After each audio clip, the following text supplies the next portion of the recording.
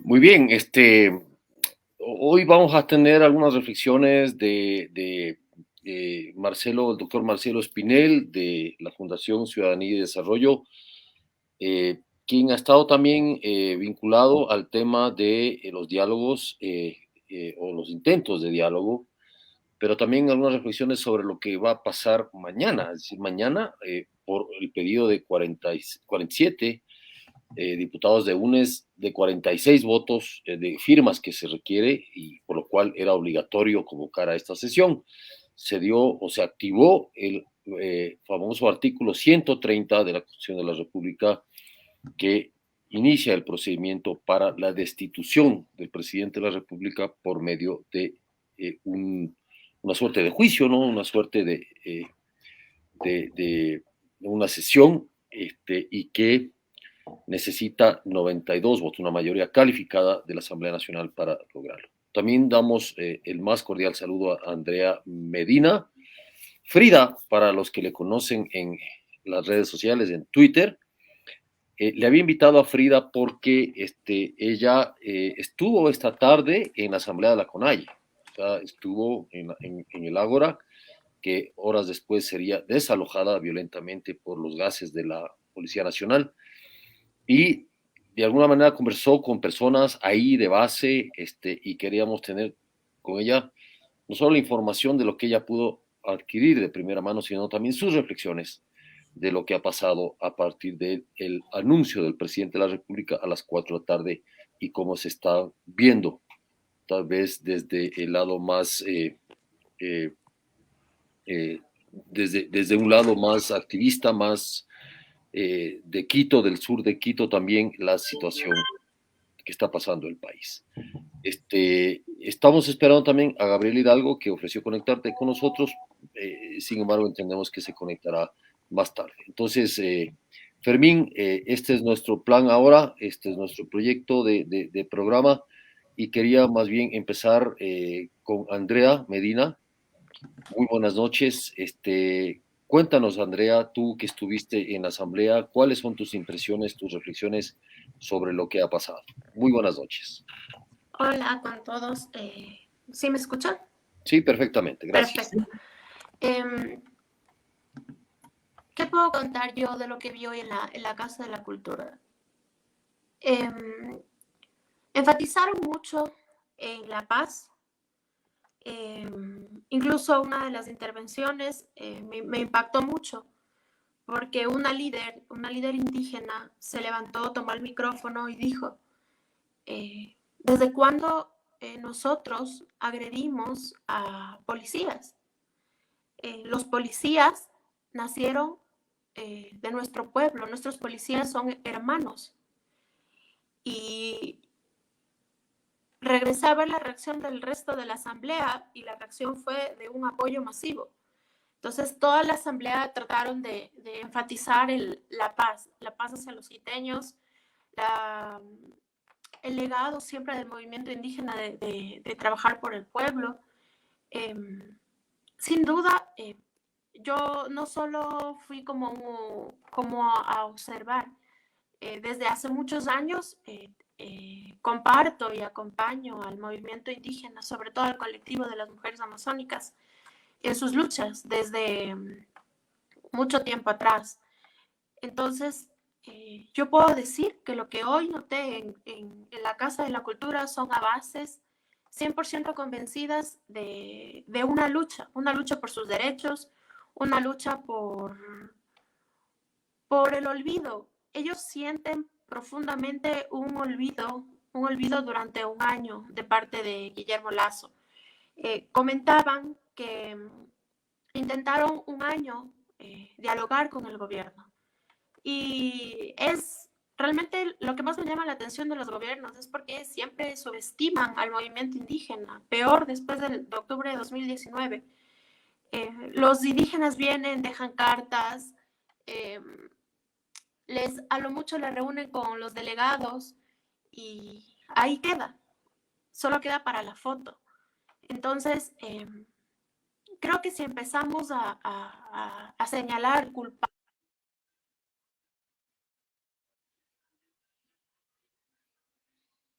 Frida, perdona, se cortó tu sonido.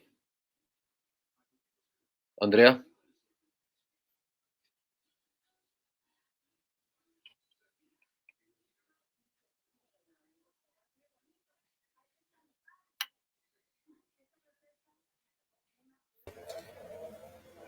Bueno, lamentablemente parece que perdimos el audio con Andrea.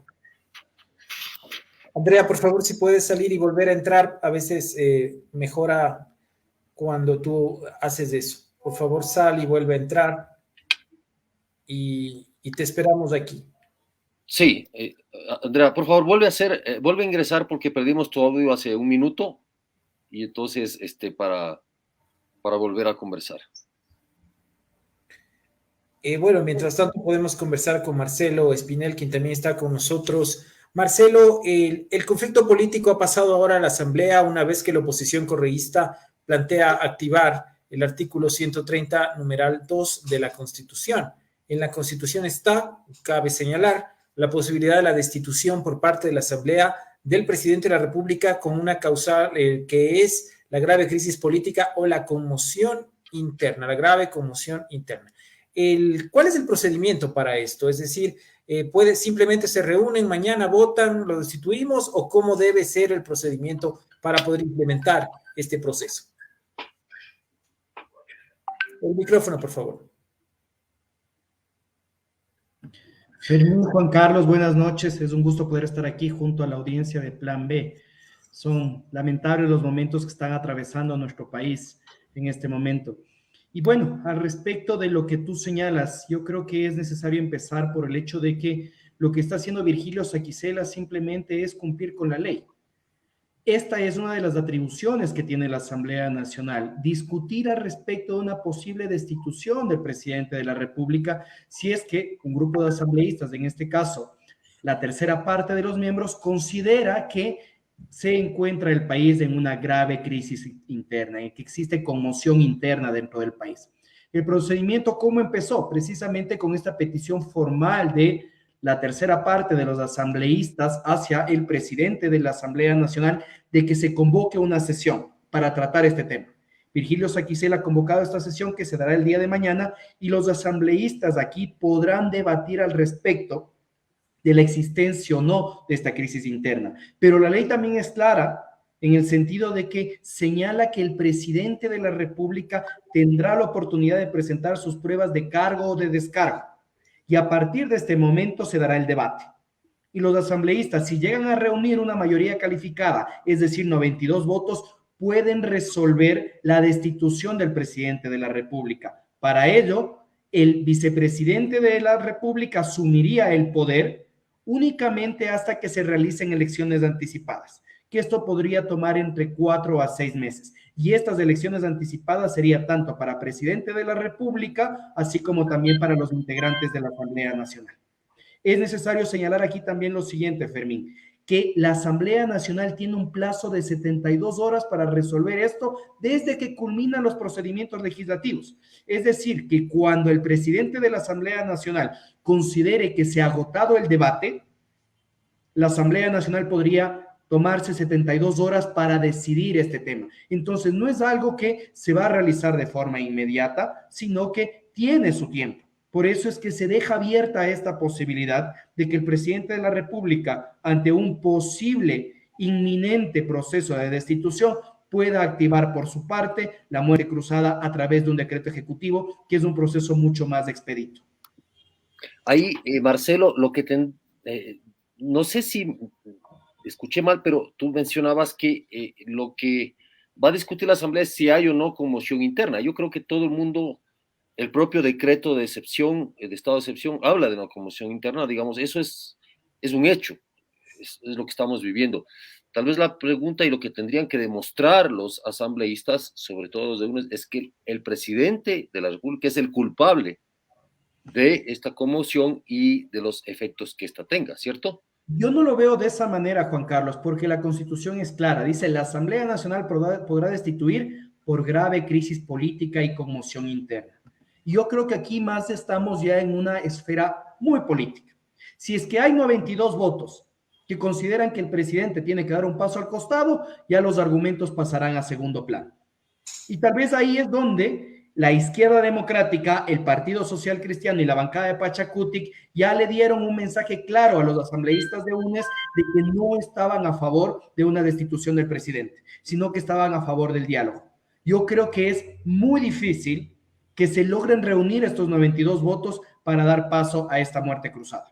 Pero, Marcelo, esta es una institución que existe en otros países también. Por ejemplo, en el Perú ha habido varios procesos de vacancia, como lo llaman allá, que es una cosa parecida. Es decir, el Congreso del Perú se reúne y además hay unas causales totalmente difusas, como me parece que se llama la incapacidad moral para gobernar, que es una cosa ya totalmente subjetiva.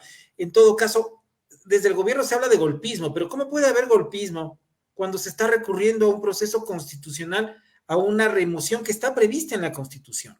Mira, yo coincido plenamente contigo en el hecho de que el mecanismo es legal y legítimo. Está a nivel constitucional y si los asambleístas siguen el procedimiento adecuado, se puede destituir al presidente de la República. Pero yo también me voy al otro lado. Si es que el día de mañana o el día en el que la Asamblea Nacional decida resolver esto, no se logran los 92 votos, ¿se van a callar estos intentos de remover al presidente de la República? Entonces, si es que agotada la vía constitucional y legal, no se obtiene la remoción del presidente de la República y se siguen utilizando otros mecanismos fuera de esta esfera, yo creo que sí se está configurando un golpismo. Sí, además, yo creo que hay que tener en cuenta lo que está diciendo el mismo movimiento indígena y los manifestantes. Pachacutic ha exigido a la CONAIE y a la Unidas DISA que se transparenten las intenciones de los líderes del movimiento social. Los mismos manifestantes están señalando que, al parecer, las pretensiones de Leonidas Issa iban más allá de los 10 puntos que estaban contenidos en la agenda. En la misma asamblea que se celebró hoy en la Casa de la Cultura Ecuatoriana, más allá de los acuerdos que se trataban de llegar, habían posturas en las cuales se decían, necesitamos la salida del presidente Lazo porque es incapaz de gobernar. Entonces, yo sí creo que, después de las actitudes que tuvo el gobierno, de los errores que ha cometido, las puertas del diálogo siempre estuvieron abiertas, pero ahora se está evidenciando que los intereses iban mucho más allá del diálogo y tal vez eran intereses que no venían desde la dirigencia indígena, desde el movimiento indígena y sus bases, sino precisamente de UNES y de cierta parte de la cúpula indígena. Listo, ya estamos con Frida.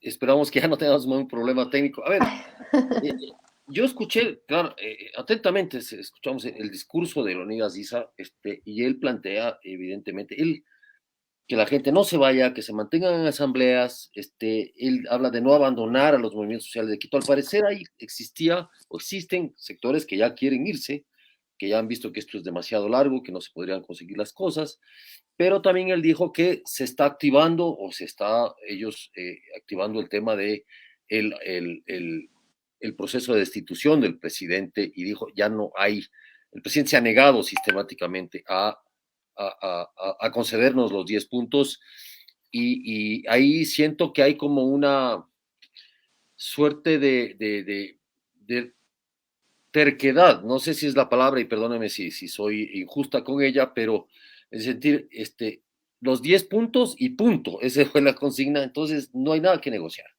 ¿Cómo tú adentro, qué dice la gente y tú cómo le ves? A ver, realmente es innegable que hay una división en el movimiento indígena, una división bastante importante.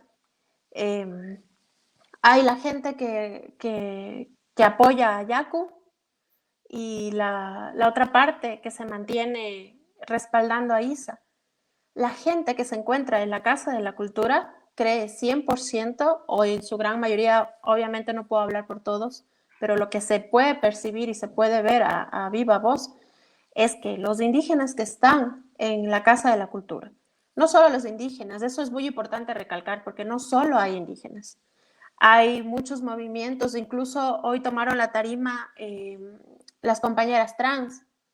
Entonces, quienes están dentro de la Casa de la Cultura creen fielmente en sus líderes. Justo hoy yo preguntaba a un grupo de indígenas de la Amazonía con los que mantengo cercanía, y les preguntaba sobre qué piensan de Leonidas Issa. y me decían nada, que es su líder. Y les comentaba con mucho respeto sobre mis dudas hacia Leonidas Issa. Y ellos me decían que ellos me pueden poner las manos al fuego por él. Que si ellos detectaran que Leonidas Issa les está traicionando, ellos serían los primeros en tener una justicia indígena sobre él. Entonces, la gente que está en la Casa de la Cultura, a lo que yo vi y lo que se nota, porque nadie, absolutamente nadie, va a arriesgar su vida solo porque sí, respaldan a su líder. Entonces, justo hoy, esta noche yo mantenía contacto con la gente, con alguna de las personas de las bases indígenas que estaban en la Casa de la Cultura. Ellos fueron a parar en la Salesiana y yo les decía cuál es su perspectiva, qué piensan hacer, cuál es su plan. Y la respuesta siempre va a ser la misma. La respuesta en el 2019, en cualquier año con los que yo he estado con ellos, la respuesta siempre va a ser la misma. Nos quedamos hasta dar la vida si es necesario. Entonces, el gobierno piensa que los indígenas son mestizos. No piensan en la resistencia indígena como indígena. El indígena no tiene miedo a las balas, no tiene miedo a la muerte, no tiene miedo a la lluvia, al hambre, al frío. Ellos fueron educados para estar en resistencia desde las barrigas de sus mamás. Se cuestiona mucho sobre por qué traen niños a las manifestaciones. Hay muchos motivos, pero al que yo me quiero referir es porque para las mujeres traer a sus hijos a las manifestaciones es parte de su educación. Es como a nosotros que nos enseñan a saludar, nos enseñan a muchas cosas de etiqueta y demás. Para ellos es sumamente importante y es un acto de honor llevar a sus hijos a que aprendan a la resistencia. Entonces, yo no me atrevería a decir que con sacarles de la Casa de la Cultura esto acabó. Yo me atrevería a decir, por lo que he visto en años, que esto realmente acaba de empezar, acaba de tomar otra magnitud, otro nivel, un nivel que no sabremos hasta dónde vamos a llegar. Porque el indígena, como les digo, él no se da un paso atrás. Para ellos, esto es muy importante entender, para ellos morir en la resistencia es un honor. Entonces, yo no creo realmente que con esto va a acabar. Puede haber la represión que haya, yo no creo que con esto acabe el levantamiento indígena. Andrea, a tu criterio, ¿por qué no se llegó a una negociación? ¿Por qué el gobierno ha estado acusando de sistemáticamente, y aquí está también Marcelo, que formó parte de esta comisión convocante, o digamos, como representando a un grupo de ONGs, ¿por qué esa aparente tosudez de no aceptar negociar los 10 puntos, sino que se impongan los 10 puntos? ¿Por qué no se pudo llegar a una negociación, a tu criterio? A ver, lo que haya detrás de los líderes es algo que aún nos mantiene en zozobra a todos. Pero, ¿cómo te puedo decir yo, Juan Carlos, dialoguemos, sentémonos a hablar? Yo quiero hablar contigo, pero de repente voy y le agredo a tu esposa y le lanzo gas lacrimógeno a tus hijos. Me meto por el techo de tu casa a caerte a bombazos cuando tú estás durmiendo. Entonces, era una parte de, ok, dialoguemos, pero mientras yo te estoy diciendo dialoguemos en las cámaras para que la gente piense que yo realmente quiero dialogar y que tú eres el malo, yo estoy mandando a mis policías o a mis matones a que te agredan. Entonces, creo que ese es el ejemplo más claro del que yo te puedo poner. Tú no puedes dialogar con unas bases indígenas si les atacas sus zonas de paz. Es imposible. Yo no sé, incluso yo recordaba en el 2019, cuando María Paula Romo daba una rueda de prensa y atacaron a una zona de paz en ese momento. Y María Paula estaba tratando como de bajar la violencia y atacaron una zona de paz los policías. María Paula Romo ese instante se disculpó. Claramente al día siguiente estalló mucho más. Entonces, para los indígenas que ataquen a sus mujeres, a sus niños y sobre todo a sus ancianos, es algo que ellos no lo pueden permitir. Entonces, ok, te ataco una zona de paz, pero te pido que dialoguemos. Presiono a las universidades para que no te den asilo. Y a las universidades que les dan asilo, les atacan. Entonces, yo realmente no te puedo decir, hubo un lugar se dio, otro lugar se dio. Yo creo que en realidad ninguno de los dos sectores quiso dialogar. Y obviamente hoy en la asamblea, como decía Marcelo, yo podría decir que mitad quería diálogo y la otra mitad fuera Lazo. O sea, claros y contundentes. Como te decía, lamentablemente, yo siento que no hubo realmente una intención de diálogo entre las dos partes. Tú quieres, realmente tenían un puente con la iglesia. Pero ¿qué pasa al momento en que el gobierno le presiona a la católica para que cierre sus puertas? Entonces, nunca hubo realmente. Y cuando el gobierno decide entregar la Casa de la Cultura como una ofrenda de paz, el movimiento indígena, de repente, mientras una parte estaba en la asamblea, en la Casa de la Cultura, afuera se hicieron desmanes. Entonces, realmente no hubo de ninguna de las dos partes, a mi consideración, una voluntad por dialogar. Gracias, Andrea. Marcelo, la misma pregunta. Vos que estuviste más vinculado a este otro proceso, ¿por qué no hubo esa posibilidad? Mejor dicho, yo creo que nunca antes en un proceso de conflicto en el Ecuador ha habido tanta gente, tantas embajadas, tanto apoyo para que se sienten en la mesa de negociaciones. ¿Cuál es tu visión? Mira, tal vez ahí yo diciendo un poco con Andrea de la forma más respetuosa. Yo creo que el gobierno, aunque sea la fuerza y por la presión de sociedad civil, academia, iglesia y comunidad internacional, abrió las puertas al diálogo, pero creo que debido a precisamente la división del movimiento indígena, a posibles infiltraciones políticas dentro de los manifestantes, no se dio paso al diálogo.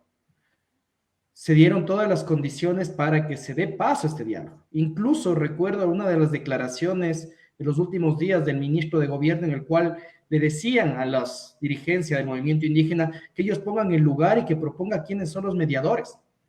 Y ni así se dio paso a este diálogo. Las condiciones siempre eran que nuevas, ¿no? En cada momento apareció una condición nueva que no se iba a dialogar. Y yo creo que hay que dejar dos puntos sobre la mesa que son importantísimos. Y esta es una opinión personal, no institucional. Yo sí creo que gran parte de lo contenido en estas 10 peticiones del movimiento indígena no tenía sustento. Creo que no se identificó claramente que la presidencia de la República, dentro de sus atribuciones, no podía satisfacer parte de las demandas del movimiento indígena. Y voy a hacer mención específica a dos.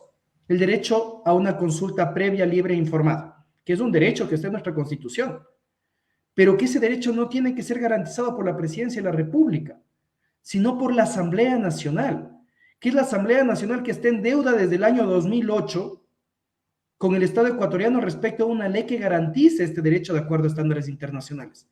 Y ahí la pregunta debería ser al movimiento indígena si es que sus representantes políticos dentro de la Asamblea Nacional han tenido siquiera la intención de aprobar esta ley. Vamos a otra, la condonación de créditos en la banca privada. El presidente de la República no puede tomar decisiones al respecto de lo que hace la banca privada y cuáles son las tasas de interés que tiene la banca privada. Eso depende de aspectos internacionales como nuestro riesgo país y también de las decisiones que toma el Banco Central. Entonces, yo sí creo que hubo mucha manipulación de por medio y también soy enfático en decir que existía un interés de desestabilizar al gobierno y buscar la salida no democrática del presidente de la República. Y ahora a partir de ello es que UNES está aprovechando la oportunidad para poder activar este mecanismo de destitución contemplado en nuestra Constitución.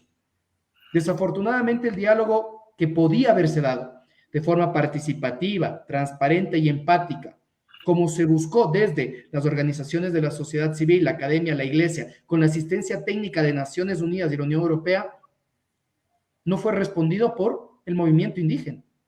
Y si es que una de las dos partes no quiere dialogar, ¿cómo podemos avanzar? Pero Marcelo, ahora en su intervención el presidente en la tarde tampoco menciona ya un diálogo con la CONAIE. Hace una mención genérica, difusa, como se ha vuelto ya costumbre de los que quieran ir a negociar con ellos. Bueno, sí, hubo unos indígenas que fueron a tomarse fotos ahí en Palacio, pero sabemos que son personas que no tienen ninguna injerencia en este conflicto, ni capacidad de desmovilizar a los que están, ni ninguna cosa de esas. ¿El presidente también se aparta del diálogo? Yo creo que el presidente se aparta del diálogo y se han dado las condiciones para que sea parte de este diálogo. El Estado, así como tiene que garantizar el derecho a la protesta social, tiene que garantizar la seguridad pública. Y el uso progresivo de la fuerza, que tanta mención se lo ha hecho, precisamente tiene que responder a garantizar no solo la seguridad de los elementos policiales, no solo el derecho a la protesta social, sino también la seguridad de terceros que no están involucrados en el proceso. Yo creo que hay una diferencia muy sutil al respecto de cómo se ha manejado el uso progresivo de la fuerza en el año 2019 y en la actualidad. En el año 2019 yo creo que hubo un uso desmedido de la fuerza, no lo midieron adecuadamente y apenas empezaron las protestas, lo que hizo en ese momento el gobierno fue utilizar las conocidas balas de goma. ¿Qué es lo que están haciendo en la actualidad? Y creo yo que, ojo con esto, no digo que estoy a favor ni en contra, están cumpliendo con el estándar internacional y con nuestra normativa interna. El uso progresivo de la fuerza establece que las fuerzas de seguridad tendrán que repeler a los manifestantes con elementos similares. Entonces, si se utilizan piedras, la policía utiliza bombas lacrimógenas. Y desafortunadamente las muertes que se dieron en los últimos días fue por lo que sucedió con estas bombas lacrimógenas, al parecer. Pero a partir del día de ayer se empezó a evidenciar que ya se están utilizando armas de fuego dentro de las manifestaciones. Entonces, bajo esa misma lógica y en el uso progresivo de la fuerza, la policía comienza a utilizar otro tipo de elementos. Porque si se utiliza fuerza letal por parte de los manifestantes, la policía y las fuerzas públicas de orden están, de acuerdo a estándares internacionales, autorizadas a utilizar la misma fuerza letal. Lo que está anunciando el presidente de la República y el ministro es el cumplimiento de la normativa nacional y el cumplimiento de los estándares internacionales. Ahí es cuando se insiste en el llamado al movimiento indígena de alejarse de aquellos que están cometiendo delitos. Ahora, ahí Andrea, tu opinión, por favor. Yo creo que el tema de lo que pasó en Nanegalito, digamos, la mitad del mundo, este ataque a un convoy militar que estaba abriendo paso con alimento para animales, básicamente era eso, a la zona de la Armenia, en el norte de la capital, creo que fue un punto de inflexión ahí, y yo no sé si el movimiento indígena como tal usa armas letales. El propio presidente hoy a las 4 de la tarde habló de infiltrados, ¿sí? Infiltrados que han provocado, o sea, no le acusó directamente al movimiento indígena, le acusó a Leonidas Issa de perder el control, pero no sé si Leonidas Issa es el responsable de perder el control, sino más bien el Estado. Hay un estado de excepción, evidentemente, que no ha servido para nada, pero es el Estado el que tiene que controlar este tipo de cosas y llegar hasta las últimas consecuencias. Entonces, pero sí es verdad también que el movimiento indígena no logró, salvo llamados de ISA y de Pachacútec también, a que no caigan en la violencia. Fueron constantes los llamados de ISA, pero parece que nadie le hacía caso. No sé, ¿cómo le ves tú? A ver, yo sí creo que no sé si legalmente se le puede hacer responsable a ISA de perder el control, pero realmente yo creo que sí es el responsable de convocar a algo que él sabe que se le va a ir de las manos, ¿ya? ¿Por qué te digo esto? En el 2019 cuando estuve en la asamblea del 2019, recuerdo que Vargas e Isa se pararon al frente y llamaban y decían, entren a la Casa de la Cultura, porque antes ya habían tenido una llamada de la ministra Romo y les había advertido que iban a empezar a atacar la zona, ¿ya? Entonces, Vargas e Isa empezaron a llamar desesperadamente a la gente, entren por micrófonos, decían a los líderes, salgan, recójanles a sus grupos, que entren, y la gente empezó a entrar. Llegó un punto en que una mujer indígena se levantó, le arranchó el micrófono a Vargas y le dijo, nosotros vamos a estar aquí adentro mientras nuestros guaguas mueren allá en primera fila. Y la gente gritó y dijeron, no, y salieron. ¿Ya? Entonces no es algo que nuevo. Yo ayer decía en mis redes sociales, decía que a Isa le conviene un diálogo ya. ¿Por qué? Porque a él se le estaba yendo la manifestación de las manos. Es imposible que puedas controlar tantas personas y peor, tantas nacionalidades y pueblos indígenas. Cada uno tiene su forma de ver la vida y de resistir. Por más que sea un movimiento, y a eso súmale que están estudiantes, que están trabajadores, feministas. Entonces, yo no sé si legalmente, desconozco, se le puede hacer responsable a un líder por esto, porque se te vaya de las manos, pero sí es responsable de haber permitido que pase esto. ¿Qué podía hacer? O sea, pero ahí, ¿qué podía hacer, Andrea? O sea, salvo los llamados, no sé, no conozco desafortunadamente la dinámica. Sí. Es que es algo simple. Bueno, por decirlo así, es algo simple. Si sabes, si ya conoces el movimiento indígena, si ya tuviste en 2019, si supiste que se te fueron de las manos ese entonces, ¿qué tienes que hacer? Dialogar. Ok, el gobierno te cedió la Casa de la Cultura. A ver, yo quiero hablar de ese punto porque el gobierno, si es verdad que quiso hacer un pacto de paz con eso, en realidad lo único que hizo fue corregir un grave error que hizo. Nunca debió haberse tomado la Casa de la Cultura ni el arbolito. ¿Ya? Pero bueno, él lo hizo como un pacto de paz, pero realmente, ¿de qué sirvió llegar hasta ese punto en los dos líderes, tanto en Lazo como en Isa? ¿De qué sirvió? A Isa, él sabía, estoy segura, segurísima, si es que no hay algunas intenciones detrás, ¿no? Si es que no hay una agenda personal, yo estoy segurísima que él sabía que se le iba a ir de las manos. Estoy muy segura. ¿Cómo puedes evitar eso? Dialoga, no expongas a las bases.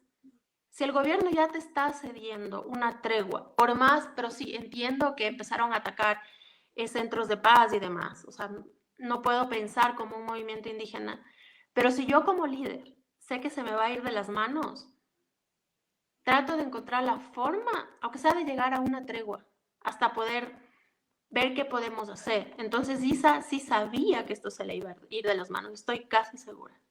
Ahora, la pregunta es, pasan las horas, pasan los minutos, ¿dónde está Isa? ¿Por qué no se pronuncia en este momento? ¿Qué pasa con las bases? ¿Dónde están las bases en este momento? Las bases están corriendo por sus vidas prácticamente, por todos lados. Es una especie de desbandada, ¿no? O sea...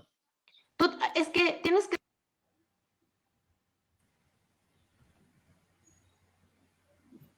Andrea, perdona, nuevamente se te fue el micrófono.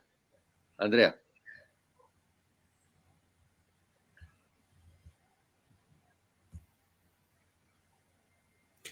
Sí, parece que tenemos nuevamente un problema con el audio de Andrea. Le pediríamos que vuelva a entrar. A veces ocurre esto. A ver, ¿ahí me escuchan?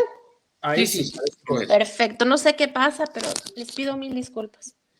Ya, decía que sería de necios negar que, a ver, uno, que hay infiltrados. De que hay infiltrados, pero también sería de necios negar que dentro del propio movimiento indígena hay gente que no está acatando las órdenes de paz. que está yendo incluso en contra de su propio movimiento, de sus propios principios. Eso será algo que con el tiempo tendrán que el movimiento indígena ir sanando, ir recuperando su legitimidad. Seguramente tendrán que escoger nuevos líderes. Y como les digo, es de necios decir que no hay vandalismo, que no hay terrorismo. Lo que pasó ayer en la mitad del mundo tú no puedes decir, no hay forma de justificar que eso es protesta social. La protesta social, como su nombre lo indica, es por el pueblo. Tú no puedes agredir al pueblo, porque ese rato estás yendo en contra de ti mismo. Cuando tú vas a una tienda, o como vi que atacaron, creo que un KFC, y entras a un KFC a romper vidrios, a hacer que la gente sienta pánico, allá adentro no está Lazo. Allá adentro, ¿quiénes están? Están trabajadores que seguramente tuvieron que caminar horas para poder llegar a su jornada laboral. Entonces, hay que admitir que al movimiento indígena hay un sector, hay una parte, no podemos decir que solo infiltrados, están actuando de una manera vandálica, y hay actos que deben ser, hay actos que son de delincuentes. Gracias, Andrea. Vamos a darle el paso a Marcelo, que tiene otra entrevista. Marcelo, ¿cuál es tu conclusión sobre esta crisis y sobre cómo se puede o no procesar institucionalmente? Si el presidente decide anticiparse, como hizo por medio de un decreto, y establece la muerte cruzada desde la presidencia, significaría que ya mañana, si es que se da el decreto, no existe una asamblea, el presidente se queda gobernando probablemente unos 6 meses más, y esto resetearía el sistema político, motivando nuevas elecciones. ¿Crees que esta puede ser una salida a la crisis? Porque las protestas de los indígenas son una agenda específica, que esté el que esté, sea el que sea el presidente o estén en la asamblea, va a continuar igual. Creo que no está en duda que las pretensiones del movimiento indígena son completamente válidas, justas. Nadie ha puesto en duda eso. Los mecanismos utilizados, ya sea por ellos o por sus infiltrados, no han sido los adecuados. Y eso es algo que también tiene que dejarse por sentado. Yo no creo que la solución ni a los problemas de las comunidades indígenas y de los manifestantes, así como el que vivimos todos los ecuatorianos en el día a día, de inseguridad, de economía, de salud, por los errores de este mismo gobierno, se solucionen con la salida del presidente de la República. O se solucionen con la permanencia durante 6 meses del vicepresidente y elecciones en 6 meses. O se solucionen con un presidente de la República que gobierne sin una asamblea. Es lamentable, pero Ecuador no sabe dialogar. Nuestros políticos no saben dialogar, los ciudadanos no saben dialogar, y por eso estamos como estamos. Ojalá que realmente la solución que se pueda dar en las próximas horas sea que se cedan posiciones, que se defienda la democracia y que se defienda el Estado de Derecho. Porque no podemos fortalecer la democracia, no podemos fortalecer nuestro Estado de Derecho vulnerándolo. Así que ojalá que la solución a la que se pueda llegar en las próximas horas no sea más derramamiento de sangre, no sea más intentos de golpe de Estado, sino sea tratar de satisfacer las justas demandas sociales de todos los sectores en Ecuador. Gracias a Marcelo Espinel de la Fundación Ciudadanía y Desarrollo, y vamos a conectarnos con la Avenida Patria, donde Manuel tiene ya pues la situación actual y va a despedirse también. Manuel.